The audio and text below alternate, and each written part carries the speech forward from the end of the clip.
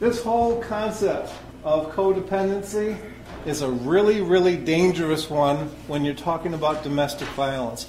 And one of the things that happens when you talk about domestic violence is that people tend to use metaphors. I love metaphors, but it's a really slippery slope when you use the metaphors about addiction when you're talking about domestic violence. Because domestic violence is not a disease. Domestic violence is not an addiction. And then we come in with these theories here. I think it was Melody Beattie who did the work around codependency. And I would suggest this: if you're fond of the notion of codependency, consider the phrase captive dependent. It's a different way of understanding what's happening to the survivor. She's not a participant in it. She is the target.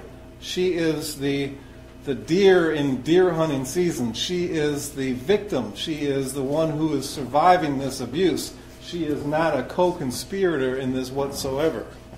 So there's more there. I don't want to read to you, but again, all of these are available to you, probably, knowing Jess, before you wake up tomorrow.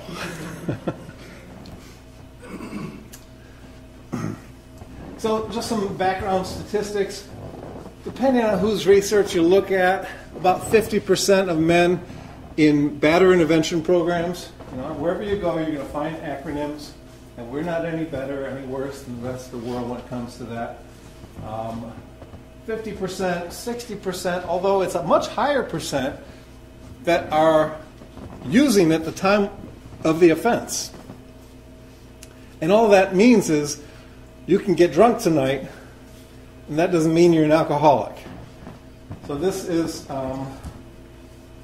more around the issue of diagnosable problems, not use at the time of offense. Use at the time of offense, higher. Diagnosable problems, 50 to 60%. And there's some other stats here and facts in terms of this applying to women. And interesting, in one more slide, we'll talk more about survivors of domestic violence.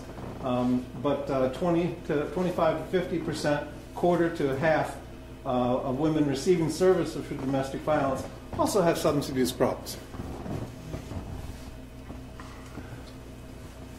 So talking about harm facing battered women using drugs or alcohol, you can read for yourself, but generally what we have found is that there are several reasons why survivors use alcohol to self-medicate.